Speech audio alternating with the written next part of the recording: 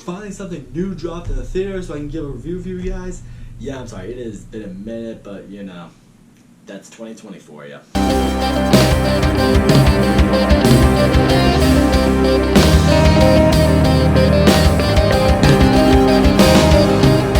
Let Him Go is a Western-ish drama starring Kevin Costner and Diane Lane. In this movie, the two of them play husband and wife just as they did in Man of Steel. Yep, that's right. They were Superman parents in Man of Steel, and now they're back as husband and wife again.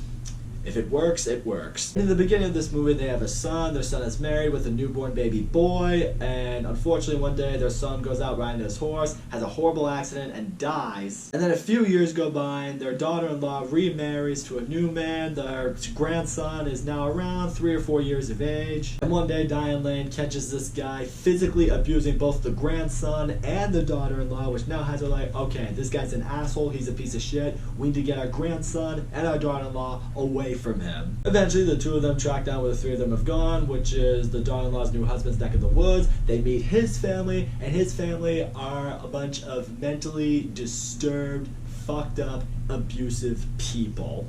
Now, seeing what the grandson will be doomed to live the rest of his life with, along with the daughter-in-law, the two of them decide we need to find a way to get them out of there and away from this family. Now we have this drama thriller that was incredibly effective. I gotta say, this movie, it surprised me. First of all, getting into the performances, Diane Lane in particular really shines in this movie. Because what I appreciate with her is, like, in this movie, you see that she is indeed coping with her son's death. It hasn't been easy for her to move on, and I love seeing the attachment she has to her grandson. There's one scene in particular where I really thought Diane Lane's acting was standing out, and at which point she just breaks down with Kevin Costner because of all the bullshit they've had to deal from this family in trying to get the grandson back. She basically explains to Kevin Costner, like, it's not just a matter of trying to rescue our grandson from growing up in this abusive life. He is the last connection we have to our dead son. I cannot lose him. Just one scene with a really powerful monologue that had me like, oh shit, I am feeling some stuff right now. And really, the chemistry between Kevin Costner and Diane Lane, it was really effective. Like, you buy into it. You totally bought that they were husband and wife. They had their bickering back and forth like any couple does, but I love seeing the commitment and the support they have towards one another. Like, Kevin Costner may not totally agree with the route they're trying to take to get the grandson back, but he knows it is in the best interest, and his wife needs him for it, so he's like, alright, I'm on this journey with you. They were a clear team, as husband and wife should, and I completely bought into it. Also, the writing in this movie is fantastic. There's not a whole lot of, like, action that really goes down with this movie. I mean, it's a thriller, but it's a lot of situational stuff. It's a lot of, you know, people just sit down and they talk, and there's a lot of fucking tension. It's a lot of cool, calm, and collective talking, but the way the scene is executed, the way the dialogue is executed, you just feel so tense. You can cut the tension in the air with a knife. If a movie can really grip me and make me feel a certain way simply due to its dialogue,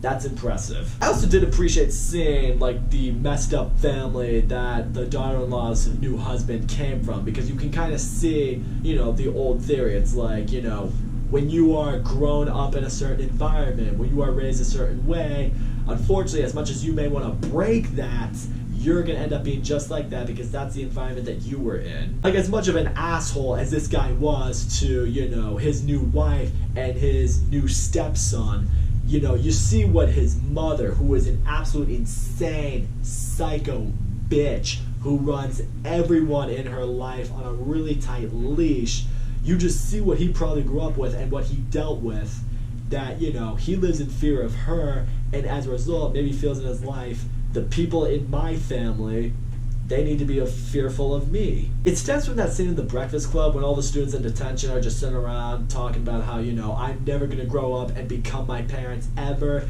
and then the other points out, it's like, it's inevitable. When you grow up, your heart dies. It's some dark shit, but I liked seeing it be illustrated in a movie like this. One of the complaints I have heard with this movie, though, is a lot of people feel it's a slow burn.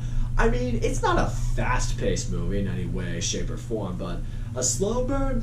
I don't know if I could really go that far with it. I mean, it's not exactly the Manhunt movie that maybe the trailer tried to make it out like it was gonna be. It's not like this, you know, family at war with one another exactly. A lot of it is talking, a lot of it is investigation from, Kevin Costner and Diane Lane and figuring out what they need to do. As a result, some scenes may feel slow, sure, but I was never bored at any point in this movie. I was invested in this movie the whole time. One of the flaws I did have, or I don't say flaws, but one of the things I hoped that the movie had more of is seeing the control that the family that the two, leads are going up against, how they have such a control over the town. Because there's one scene in particular, I won't give it away, but they do some really fucked up shit. They do something I'm just like, okay, if you did that, you would go to jail. 1,000% you're going to prison.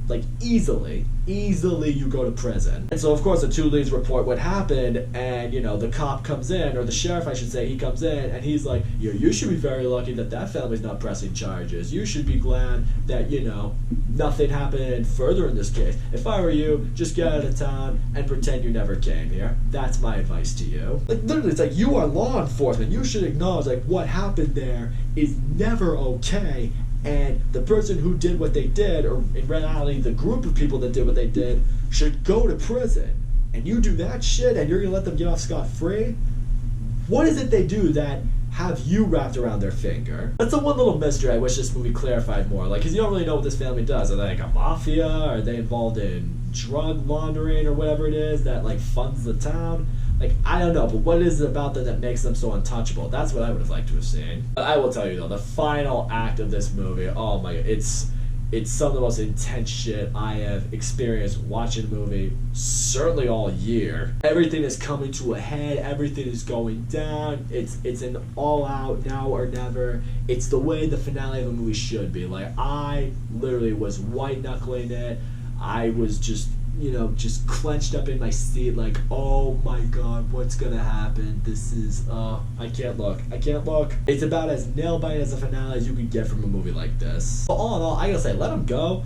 I thought this movie was great. Kevin Costner and Diane Lane, especially Diane Lane, both crushing in this movie. I don't know if this movie would get a lot of Oscar buzz, but I would say I think Diane Lane would deserve maybe some consideration for Best Actress. I just don't really know how the Academy is going to work this year in light of the COVID-19 pandemic, but I will say, if there was someone I'd want to consider, it would be her. The writing in this movie is fantastic. The dialogue between the characters is so gripping, it sucks you right in, and at no point does it lose you. The situational tension in this movie I thought was unbelievable. I love seeing the motives behind the two leads and what they're doing. Could it feel a little slow at times? Yes, but I never felt it got to a point where it dragged the movie down. There were a few questions that I did want answered in the movie that ultimately didn't get answered. But in the end, this is an extremely well-made movie, and if you do feel comfortable enough going back to movie theaters, this is one I highly recommend checking out. That's all I gotta say, guys. Thank you so much for watching my video. Don't forget to leave a comment, like, subscribe. I'll see you all next time.